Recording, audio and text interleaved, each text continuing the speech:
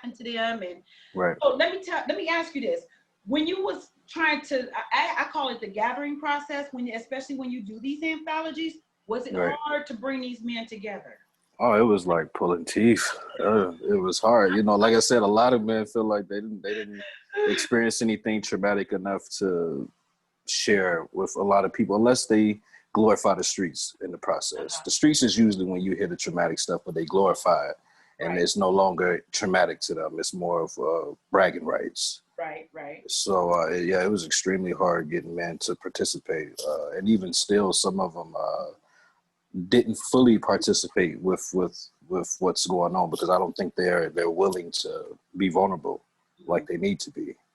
So I'm still working on a few guys and their stories and trying to get them to open up. But it's a process because men feel like, why is this man trying to get me to be vulnerable to him and the entire world and make money Right, off my vulnerability? So right. it's a challenge. It really is. It's a challenge. You know, I need men who see the stuff that they went through is holding them back, and the only way they gonna get past it is if they expose it. I need men like that on my team. Well, I know I was in Brutal Courage. I was in your wife's, I'm part of your wife's Time to Tell movement. Right. And I was in Brutal Courage. My story is story number 5, but you know what? I don't mind. Put my name on it. That's who I am. Right. Right. I know that Mrs. Defietas, that she actually offered a layer of protection when it came Correct. to exposing your story. Is this something that you're going to be doing like with your story The, as well? the same exact thing, you know, and I think men still are still skeptical about it though. Because at the end of the day, they're giving another man a weakness. If and to men, when we talk as a young boy, if you do that in the wild, you basically just picked your own self off. You giving another man your weaknesses, like he can do damage to Wow. you. So Wow. it's a lot of men who said they was going to be a part of the project, who's not a part of the project because of fears and excuses of just some excuses, and some I understand. You know what I mean? Yeah. Like work, you got to provide for your family. You ain't really got the extra time, but I believe whatever you have time for, you or whatever you want, you'll make time for. You I know what I'm believe saying? that, So absolutely, absolutely. And you know what? It's so crazy because especially with what's going on now, with the violence with the police against black men, and right. it's just so crazy. And do you why tell me this, why do you think it's so hard for men to deal with trauma, the traumatic things that have happened to them? Why is it so difficult? Why is it for them, why is it so difficult for a man to speak up and say, this happened to me, while I was growing up, or as an adult or whatever? Why is it so difficult? I think because of our number one thing is pride and Mm-hmm. our respect. Our pride would keep us from doing a lot of things and Uh-huh. saying and doing a lot of things. So it could be pride. It could be the fear itself, you know, of looking like a weak man to people, and Mm-hmm. the fear of being ran over and misused and stuff. I was thinking that of all times, now for black men would be the perfect time to become an entrepreneur during this pandemic, especially an author. It was a time and place where we couldn't even read, yet alone write.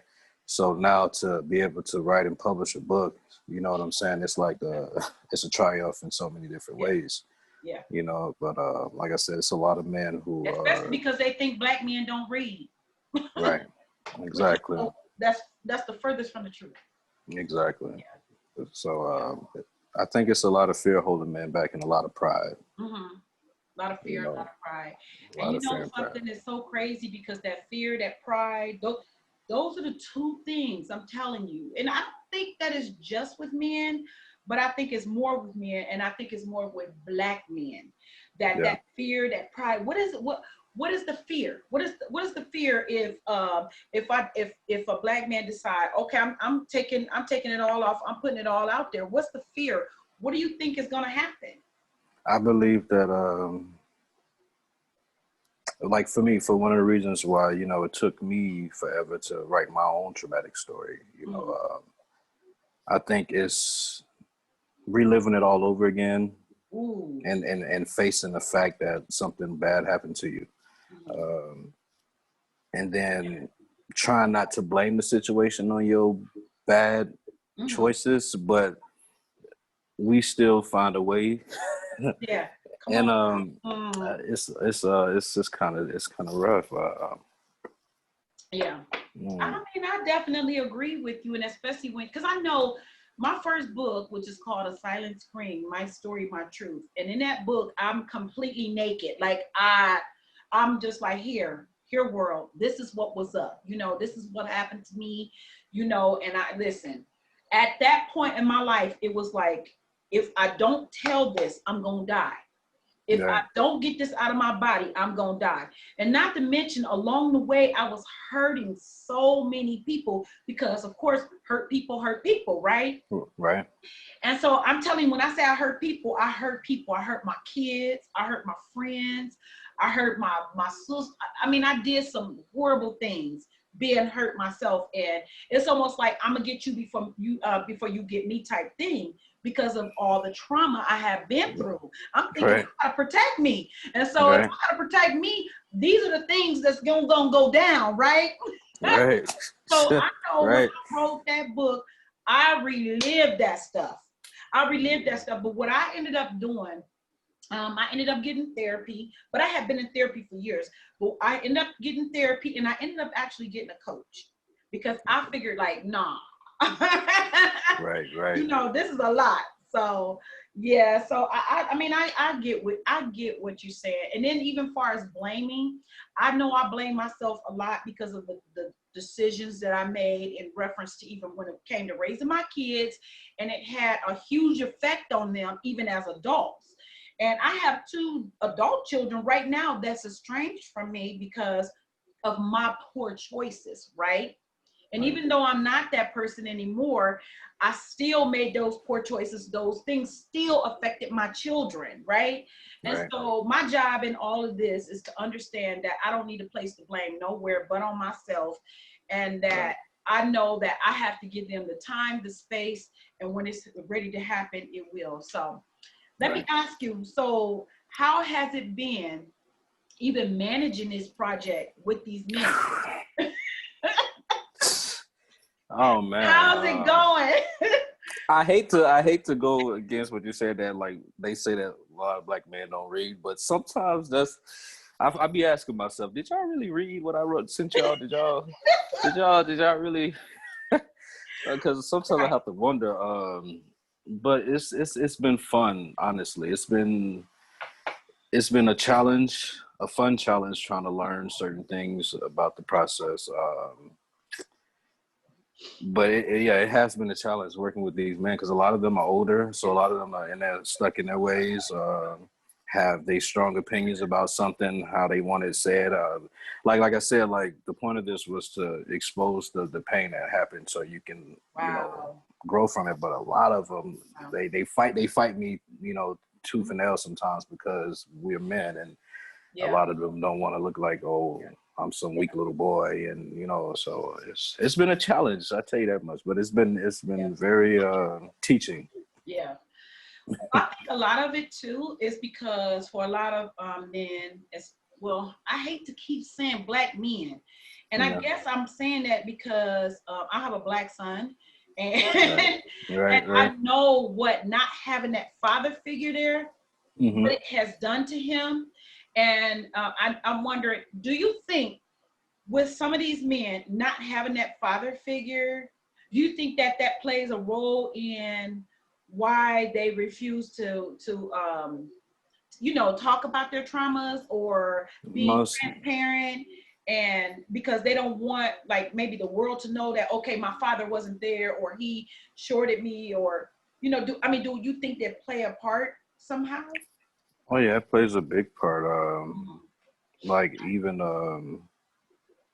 for me, example, I had 2 fathers. I had a father, my biological father, and I had a stepfather.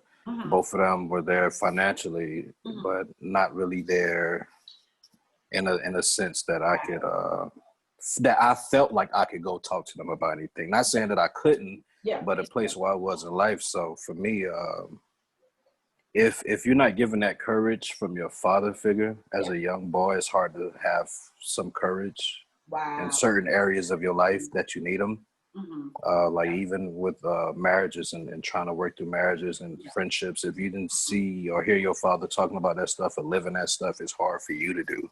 Yeah. So I think it's very important that us as black men have our fathers in our lives, because it's a lot that we as black men alone as a race have to go through in this country. Yeah. And without a black father who's living it and being successful at it to teach us is painful. It's I agree. Yeah. I a agree. revolving door. Yeah. My son, he will be 30, 35, 36 this year. I can't remember. But anyway, I know that his father was he was present physically, meaning that you could see him from a distance, but he was totally checked out. And I listen, not even with just him, even when it came to my kids with me, I was checked out mentally. I was there financially. They had good homes, they wore nice clothes, all that good stuff. But even like with my kid's father, he was there, but he was totally just checked out. He wasn't a, I believe too that he wasn't able to teach his kids anything because he wasn't taught anything. So Correct. I do get this thing. Oh, this is deep, and I'm telling you, we're gonna have to come back. You're gonna have to come back on my show again because we want to Right. talk about this. So let's Right. go over and say hi to some folks All and right. read some comments. Say what's up. Hey, Miss Anya. Miss Anya said, "Welcome, King." That's exactly what all black men. They're kings, okay? Right. Right. And then Miss Chris, hey boo. And she says, this is true. I've heard men say that before, hence why they don't want to go to therapy or open up. And I want to talk a little bit about that too. Okay. And then so Anya says self-preservation for real, for real, for real. Self-preservation. Okay. And so Chris says, would that be different if they had someone who loved and supported them through it genuinely? I want to answer that question. Yes, I want you to, because I need that for me. Um, I know a lot of women, who are wives, automatically think that they're helping by doing certain things, but in return, if you don't do it right, you got to cater to your man's needs and that specific man. You can't worry about how the world uh, tell you how to treat your husband. So Uh-huh. where you think you helping, you could be doing more damage. So you got to make sure you're listening to him and not listening to respond, but listening to actually understand. And Mm-hmm. because you can end up hurting him more than the world has already did, and that's the last thing Right. you want to do as Yeah. the spouse. Oh, wow. Okay. You talking about in reference to a spouse who have gone through some traumatic Yeah, things, and then me as like say for instance, if my husband went through some traumatic things and I'm trying to help him, I have to cater to how he his needs to be needs. helped. How yeah. Yeah, But what because if? But what if? Because I'm gonna just tell you this. Now, this is something I usually don't talk about my husband at all on social media.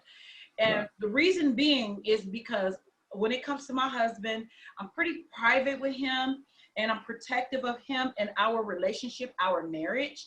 And I right, don't want people, how they be talking about, oh, pray for me. I don't have just anybody praying for me.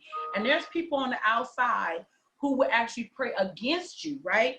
right, Uh, but when it comes to my husband, there's some things that he went through, some traumatic things that he went through, right? right, I don't understand it. I do not. And even if right, I try to ask him about his trauma, he sort of kind of shuts down, right? And right, I gotta admit, I'm that girl. I sort of kind of won't say anything more about it because I don't know how to handle it. Because I don't know how to talk to him or to cater to that trauma. I don't know how, right, So that is right. oh wow, Well, that's I would say the Holy Spirit is the best teacher. absolutely, absolutely. Honestly, it's I've been through a lot from a young age to up to Mhm. now, and my wife Tanya, she had to learn to allow me to open up to her and Mhm. not, come to me trying to force it out of me. Because if you force it out, it's Yeah, gonna come out ugly. yeah, yeah. So it's just learning how to deal with the person. Yeah, like it's like when you see somebody cry, and you want to be there to help them and pick them up and encourage them. But you know, if you do too much, it's gonna make them mad at you too. You know, so it's like that. That's how you have to treat your spouse. It's like when you're trying to get them to healing, you got to be careful because you may do more bad than good. You know. Yeah, and not to mention, I'm a coach. I'm a life coach, and I deal with trauma. This is what I do. I deal with post-trauma, I should say. And people, my clients, they have already gone to counseling and all that good stuff. But there's some things that they still have to, there's roadblocks there that sort of kind of got them trapped still in that trauma, meaning that it makes them like they may feel ugly or fat. They don't know how to say no. They don't know how to set boundaries, you know, and things like that. So that's where I come in to try to help people. Now, I don't service men. I thought God told me to service men in that, but that's not what he was saying. And I think the reason I am not able to service men because I don't speak you all's language at all. I understand, even when you just said that, I understand what you're saying, but I don't speak your language. I can't, I wouldn't be able to sit down and coach you. You know what I'm saying? I'm just not able to do that. So that is so bananas. Let's read a couple more and then we're going to get back. Oh, this is so good. We got to have him back, girls. We got to have him back. Thank you. Chris says, Chris Allen is her name. And then afterwards, of course, you can go through these and read them and answer some more stuff. She said possibly that it'll be used against them. Yeah, and that's what he said. That is actually what he said. Anya, she says, men have a lot to carry from the time we came to America today. Girl, are you talking? That's why I said we got to have this man back because he can teach us some things, girl. Okay, so let's go on. Okay, so I want to ask you about this new book. The entries of the Black Sales. All right. Now, first of all, soon as it went up for pre-sale, I think I was probably the first to grab my copy. I don't know. I appreciate. I think you were. Hey, look, I don't know, but I got mine. Hey, I appreciate it. Okay, so we want to know. Okay, what is the book about and what inspired you? Like, what inspired you to write this book? All right, so let me see. Okay, where I start. So it was me and Tanya sitting on the bed one night and one day, and she was like, you know what? I don't know what we was watching, but it was probably an animated movie or something, some family movie. And she was like, you know what? You should definitely write a book about Black young pirates. Ooh. And I'm like, that's not in my area. Like, don't get me wrong, I'm very creative. I've been writing since the 4th grade, and I have like over 20 different finished cartoons and stuff, and a few unpublished books. But Black Pirates, something about the sea, that's not something I really knew. Don't get me wrong, I love the movies and stuff, but it's not anything I knew. So I said, okay, I'll give it a try. So she is actually what inspired me or gave me the suggestion to write the story. It's special for so many reasons. The way it was developed, it was almost like a dream, like somebody, like a spirit talking to me, if that makes any sense. Wow. It's weird. I know what that is. It's really weird. And like, it was times that I would, like even the name, the entries of the Black Cells, it originally was called Black Cells, but being that I'm an author and I'm an artist, I always go back and check to see.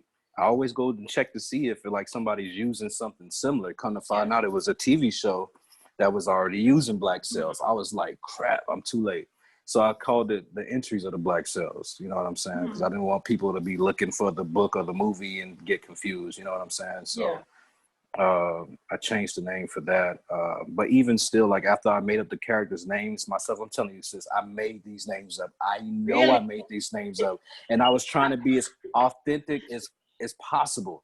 I know, because I seen them boots on that one chick. I want to know where she got the boots from. I'm just playing.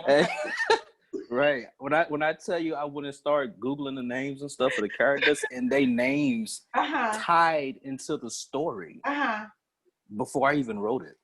Like, it didn't make sense. It was like the characters, like, their names actually meant something that tied into the story. So I was like, this has to be written because this don't just happen. You know what I'm saying? So, a few months in, actually a couple years in. I've been working on the book for about 3 years, and it wasn't until I wrote my story for Brutal Courage Men's Edition is when I got Black Cells finished.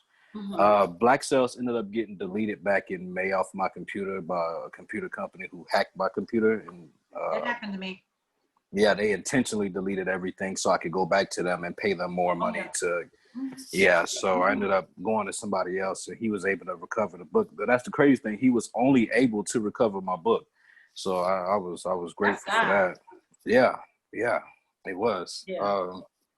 And what happened was, Brutal Courage Men's Edition. I ended up writing my story for that, and I got out a lot of pain and frustration from my past. And once I was able to heal from that, after getting it out, I was able to finish the book like that. Yeah. Because I kept hitting writer's blocks, moments where I couldn't write anything. I couldn't think straight. I couldn't get it done. And then I wrote that story for Brutal Courage and got all that pain and stuff out. When I tell you, my heart felt so much lighter, and it was so clear and easy for me to think. That's another reason why I encouraged the man to do it, because it could be stuff like that that's plaguing your mind daily, subconsciously, and on top, you know what I'm saying? And it's stopping you from doing stuff like getting things done. It is. Listen, I agree with you. And I was just about to ask you, when you said that after you wrote Brutal Courage, it's so crazy how when I wrote my first book about my life and just told the world, this is what happened to me. It was almost though like I started like just purging all kinds of stuff just started coming out, and everything opened up. Like, I'm gonna tell you something. This is so crazy, and it might sound crazy, but after I wrote that book, it's almost as though when I walked outside, all the trees was greener, all the grass was greener. It's like the sun was brand new. It was like everything. It was almost like brand new. It was. I can't even begin to explain it to you. So I mean, I do get it. That's what's up. My feeling was a little different. Mine was a little different. I felt naked and exposed. I think I felt like how Adam and Eve felt when they first realized they was naked. I mean, I thought I was gonna die soon. I'm like, okay, God, I just got out some deep stuff. It must be my time to leave this earth soon. I felt like I was naked, like I was finna die. Wow. Yeah, I know that feeling. I was shaking, like, wow, But being naked and exposed, I mean, like I don't think that's a bad thing. I really don't think that's a bad thing, and especially when we were talking about trying to heal, because see, this is one thing people mistake. They think that there is a ta-da, I made it, and here I am at the mountaintop and waving the flag. No, healing is a process that lasts for your entire life. There is no I'm healed. There just isn't, So let me ask you, with this new book, oh my God, with this new book, Entries of a Black of the Black Cells, what is your hopes for this book? Well, my hopes for the book is for it to eventually be an animated movie, and then from an animated movie to an animated series. And then from an animated series, I want it to be an actual real life movie, like. And then I want to see it as an animated movie and it's TV series, and then an actual like real movie. And I believe it'll get there. I really do. Like I said, just how the story came to me, I didn't even know how it was going to end until I was in the last few chapters. I mean, deep within the last chapter. So it was like it came to me like a forgotten memory. It really did. Well, I don't think I told you about it. Like a forgotten memory, and it's crazy. And I don't think I told you about it, but it's basically 7 kids who, in search of their memories, they have amnesia, and they experience like all the emotions on the journey, as strangers and stuff. So if you like a good plot twist and you like to feel like you in a book, it's the book to get. That's me. Yep. So do you think you're gonna do an Audible? I was asked that. I would have to look into how to do it. I don't know how to do it.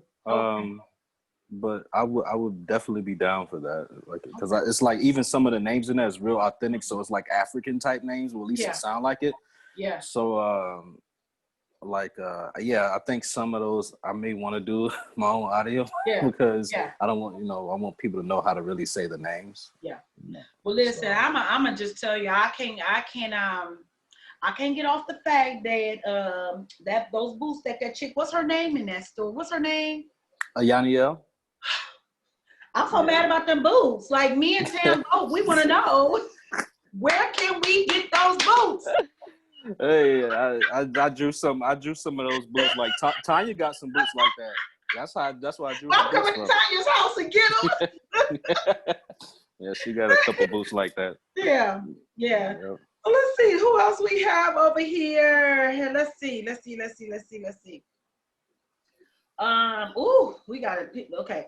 So Anya, Anjanette. Oh, hi Anjanette. Hey boo. She said good stuff. Oh, wait a minute, hold on. So your wife gonna chime in and talk about no sis. I was the first to purchase a copy. You do not even count. Like you better go somewhere. Right. You gotta go somewhere. Hey, Miss Zandra. Hey, y'all. So, okay, well, let's keep it moving. And I think, did I say hi to Audra? Hey, Miss Audra, I seen you in there, boo. I seen you. So, did I ask you what is your hope for this book? What is your hope for this book? My hope for this book, honestly, I'm gonna be open and transparent. Okay. This is the first time I ever finished anything. Very first time. Really? To me, it's like when I went to the Marine Corps, I didn't do the 20 years that I wanted to do. I got hurt, and that did something to me. It was traumatic. What else? College. I didn't finish college.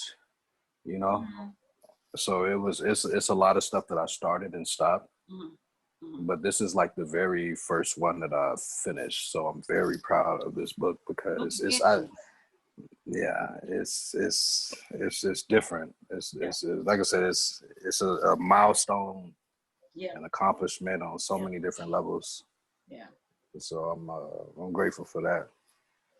So when you say you didn't fit, I'm just gonna go. Listen, this the coach in me about to go. I'm trying to keep the coach. High school dropped out, 10th grade. When you look back, we're gonna have to talk. We're gonna probably have to talk off camera. Now I don't even coach me in, but we need to talk.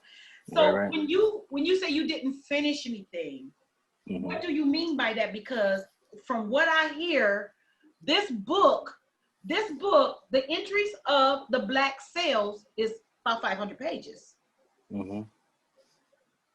So I'm not understanding. Like you said, I didn't finish anything. I didn't finish college, high school, Marine.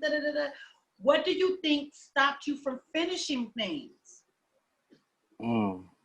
Probably the trauma that started from my childhood. There we go. We're gonna talk later because that's a whole nother show. But I'm gonna tell you something.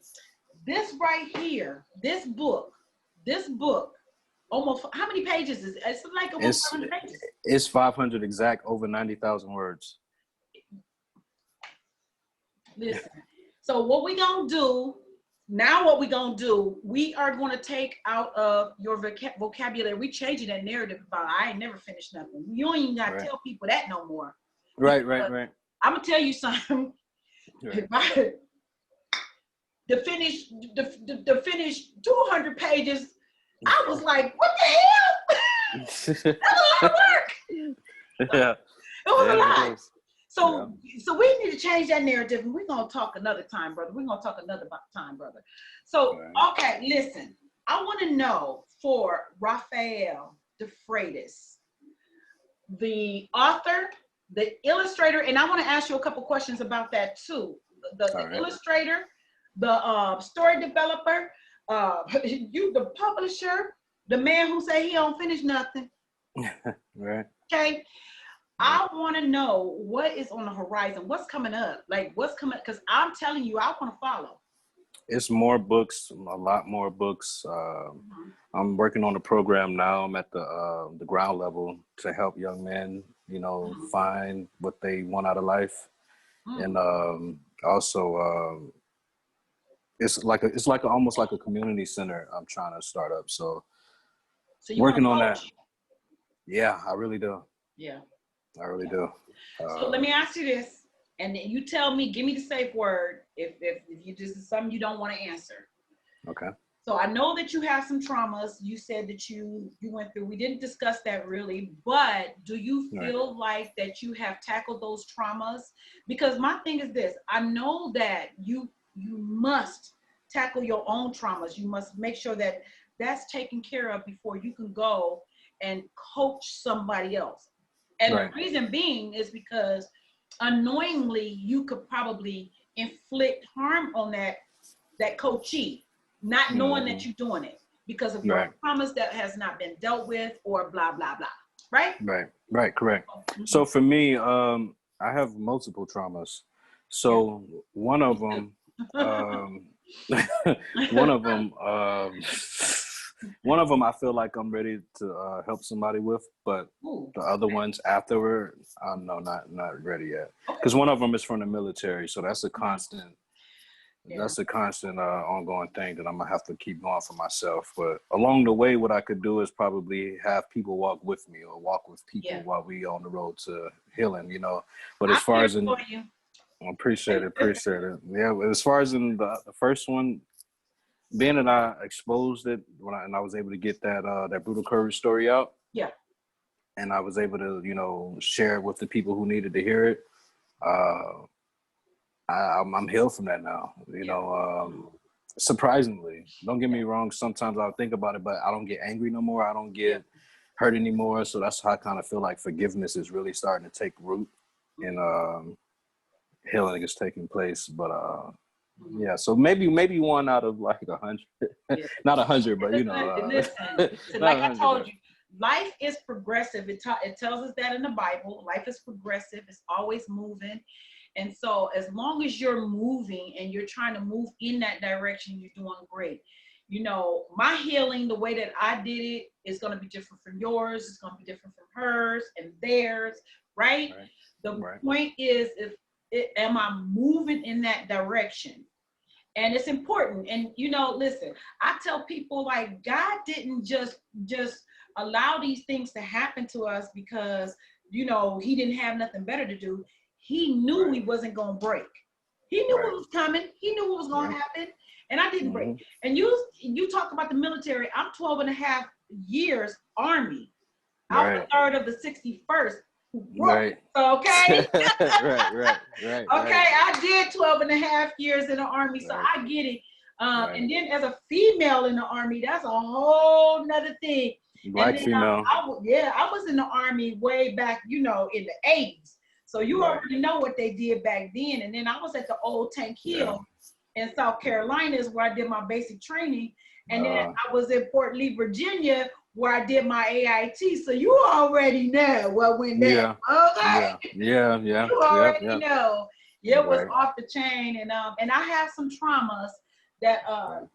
that I went through as a result of being in the military, some things that happened and whatever. But I'm over that now. I'm good. And so, I try not to trip on it so much, but it's still a trauma. It's still a Right. trauma. Right. So tell me, like, how can, like, if somebody wanted to reach out, say for instance, so a guy is listening, or they didn't share it to where another guy is listening, and he said, "Oh, I think I want to be a part of that anthology, Brutal Courage. I'm ready to Right. tell my story." How can anybody find you? Well, they can find me either on Facebook at my author page, author Rafael Defreitas Jr., or they could email me at admin@lovewinspub.com. Okay. Okay. Those would be the quickest ways to reach me. Okay. Um, yeah, Facebook, email directly. Okay. And I know that I don't know. Tanya, I think she's on. Tanya, if you can, or when you can, go back and just put that into the chat here so that everybody have your information. I Right. forgot to put it in when we first started because I'm crazy. It's all But right. It's all right. but you know what? It's been so bomb just having you on, and being able to educate us on trauma when it comes to me. And I definitely have to have you back For because sure. when it comes to understanding, listen, Y'all know I listen. I don't do this color thing, but when it comes to our black men, I think as black women, or even women who is either married to, involved with, we have to learn to understand. We have to learn to speak the language, because I'm gonna tell you, especially with a black man who have a lot of different traumas, you know, sometimes it's not easy to deal with them. It was not easy to deal with my husband initially. You know, it was a challenge. It was a challenge. Sometimes I forget that one meme. It wasn't even a meme. It was this thing on Instagram where the man was at the computer and the wife was behind him, and she was like, sometimes, you know, like I be like that, but you know, I'm patient and I do try to understand, and I just think that you know, if there's somebody who can teach us how to speak the language of a black man, how to understand. Y'all go through different stuff. Like y'all go through stuff that's so much more different than other men, than other races. Yeah. So much more different, you know. So I applaud you, and I'm so proud of you, and I cannot wait to get that book in my hands, because I was the first one, Mrs. Defietas. Right. No problem. I would like to say that if any men are listening, I encourage them to write this out, even if they don't want to make it a book and make it public. They should at least expose the traumas that happened to them, because they'll be surprised the healing and the miracles that come from it. Mm-hmm. Even if they don't want to be a part of a book and have it on blast, or even though it won't be, because they're going to be protected and anonymous, whatever. But even if they don't want to go that route, to still write it down. Whether they burn it afterwards, throw it away, mail it to them. I don't hang it up in the picture. Get it out you. Yeah. Because you may not have nobody to talk to, especially if you're in the streets, or you may not feel like nobody will listen. So get it out for yourself. Just write it down and get it out. So I'm going to go and see if anybody else is saying anything before we go. Tanya, okay, your wife put in your name and your email, and she put your Facebook in, and she put in the information to order the black sails. So thank you for that, Mrs. Defreitas. Thank you. Anybody I miss? Hey, Kenya. Hey, Bill. Thanks for joining us. So listen, I am so happy that you came on. Thanks, sis, for having me. I'm about to travel actually in the morning. You know, I have to go and see my godmom, and that's a whole nother story. But anyway, I definitely want to get with you, and you know, and let's talk sometime, man. Let's talk sometime. Long as it's okay with your wife. Of course. I would take it with her first. Right. I play that, okay? And I know Mrs. Defreitas don't play that. So right. Listen. I know that you told everybody, you told the viewers how they can get in touch with you in reference to publishing and everything. But if they wanted to just reach out to you, because I know you talking about coaching and helping other people, if somebody wanted to just reach out to you and be like, man, I felt everything you said, and can I just talk? How can they do that? They could do the same thing. Facebook Messenger, Rafael Defietas Jr. They can reach out. I typically only work with men because I speak the language of man. You know what I'm saying? So you know, if any women want to, I'll direct them to my wife, you know, of course, because she basically talks about the same stuff. She's awesome. The same stuff. So men, they can feel free to reach out to me via Messenger, Facebook Messenger. All right. Well, brother, I am so proud of you, and thank you for being on Coffee Chat. You guys, thank you for tuning in tonight for this special edition of Coffee Chat. As you can see, it is just not no chick platform. It is also a platform for men. Men, they have something to teach us. They have something to say, right? They do. Yes, ma'am. And they have something that, you know, they can really offer us, so that we can go back and we can actually either teach our own sons, help, you know, speak, you know, help us understand the language of our black men. You know, I just really believe that we need to stop sort of kind of putting ourselves into this box. And I don't want Coffee Chat put into a box. I just don't. So you guys, thank you for joining me again. This is Mr. Defietas, Mr. Rafael Defietas, and I am so happy that he came. And I am Venus Chandler, Coach Venus, and this is Coffee Chat. And we will see y'all next Monday, same time. Well, no, not same time, but same place. It'll be 6 p.m. Pacific Standard Time. Thank you, Mr. Defietas. Thank you for coming, boo. No problem. Thanks, sis. See y'all later. Later.